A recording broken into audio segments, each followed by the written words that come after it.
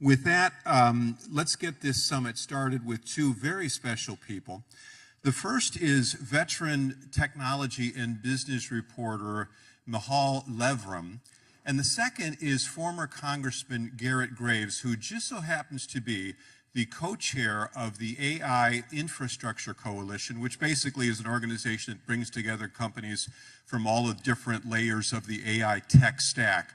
So let's give a warm welcome to Michal and to Congressman Graves. And again, thank you so much for coming today.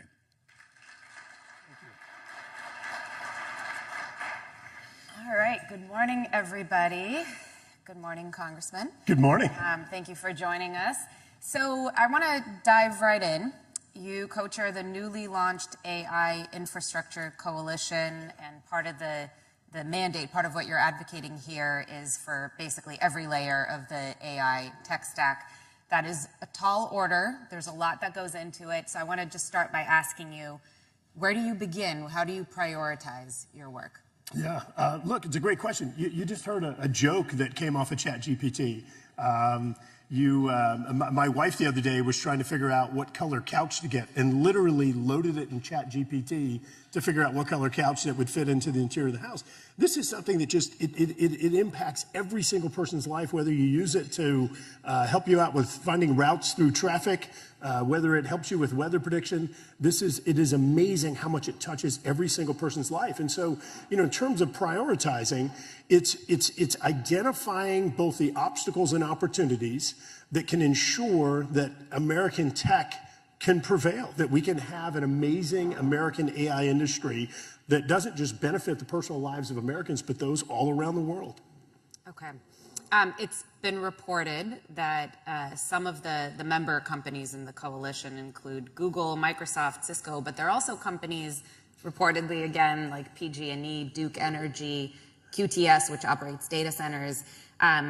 Those are very different sorts of companies that are coming together, again, kind of in the name of the full stack. Can you talk a little bit about just some of the common themes that you're hearing from those different industries? Sure. So I think it's really important to put this in perspective. So this isn't just about ChatGPT or Claude or Gemini and some of the technology that's based just here. This truly is a global issue.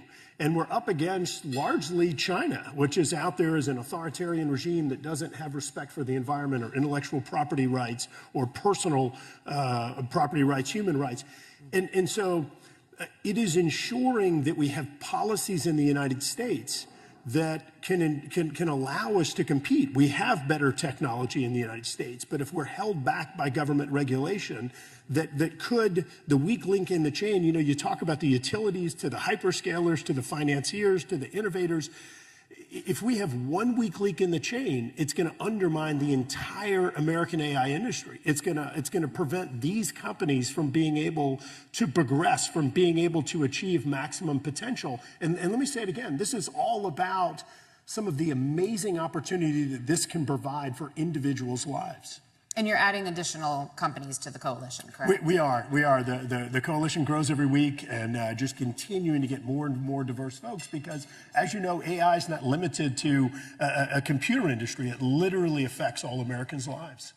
Talk a little bit about where the U.S. is in this race, and especially, as you look at it holistically through this lens of all of the different parts, the different parties that you just described that need to come together in order to really make this happen. Where do we stand currently? How do we stack up against China? Sure.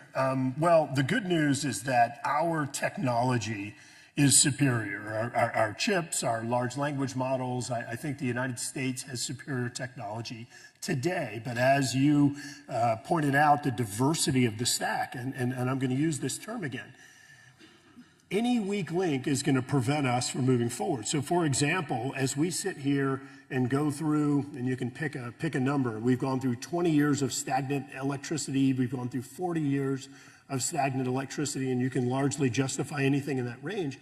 China's gone out and built coal-fired power plants. They've gone out and built energy generation facilities all over the place without regard, I'll say it again, to the environment and other considerations. In the United States, if we've been stagnant for 20 years or 40 years, and all of a sudden we've got to increase electricity generation, this is really challenging muscle memory. It's challenging our regulatory environment. And also, I'm going to make note of something. Look, I'm not going to get into politics, but I will tell you, we went from a Obama energy policy to a Trump energy policy, to a Biden energy policy, to a Trump energy policy.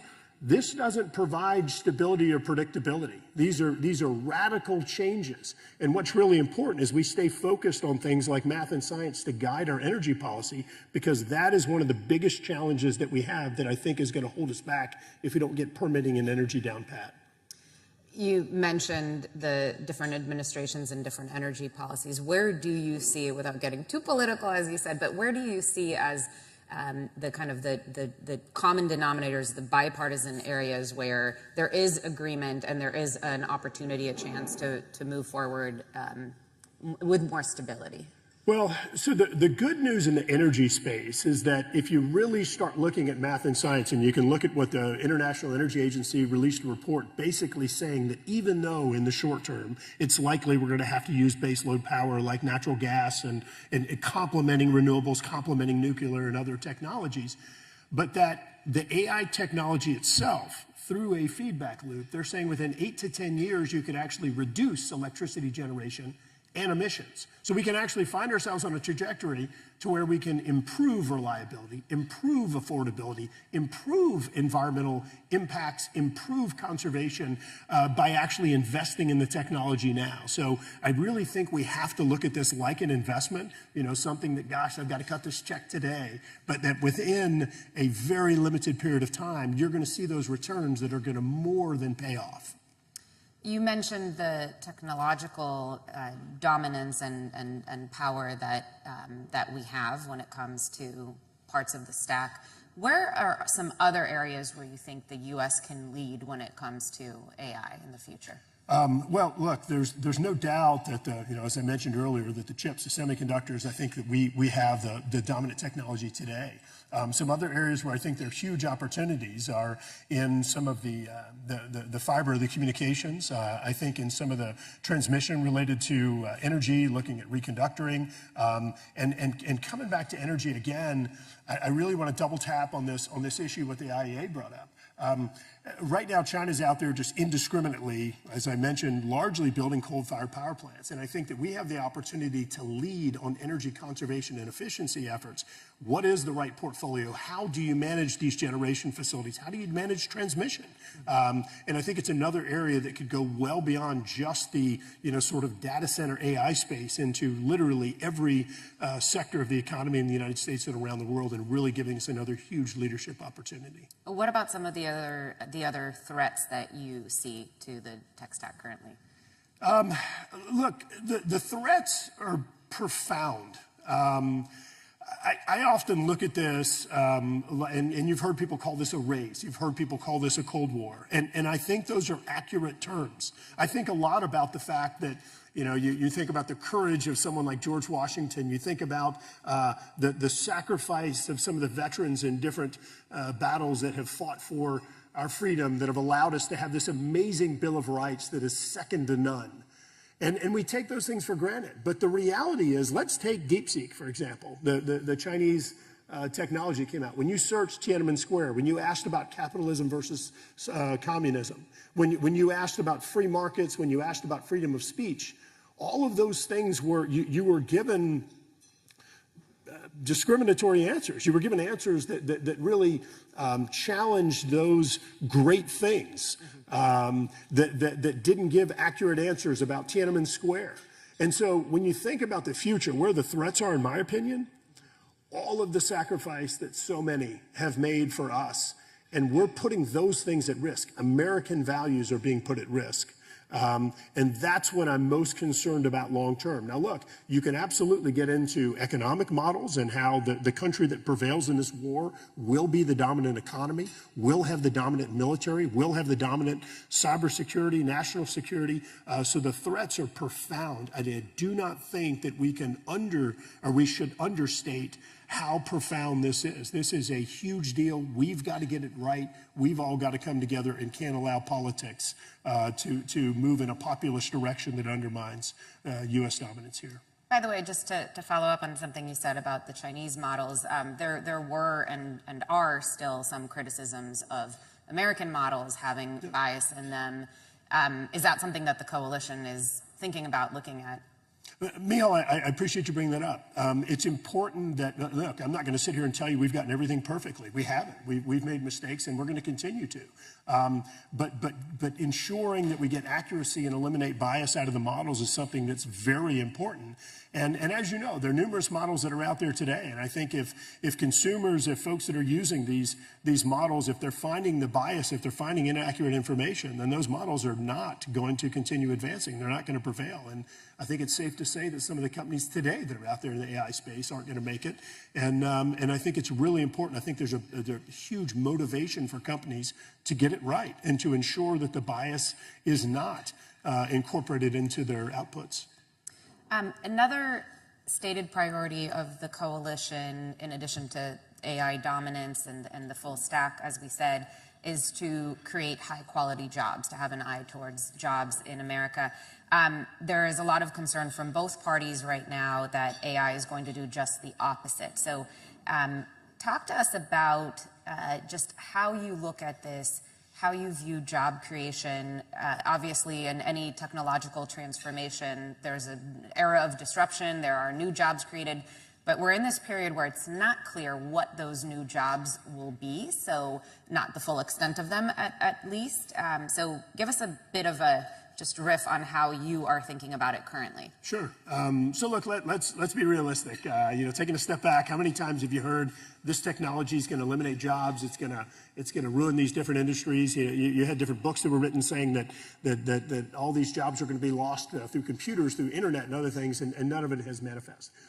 Are things going to change? Do we need to pay attention to this? Absolutely. But the reality is that today, Yale did an analysis looking at when ChatGPT was created and looking at job impacts today, and they said there's no discernible disruption that's occurred. Contrary to the loss of jobs, World Economic Forum did an analysis that said that you're going to have a net gain of 78 million jobs, 78 million jobs as a result of AI.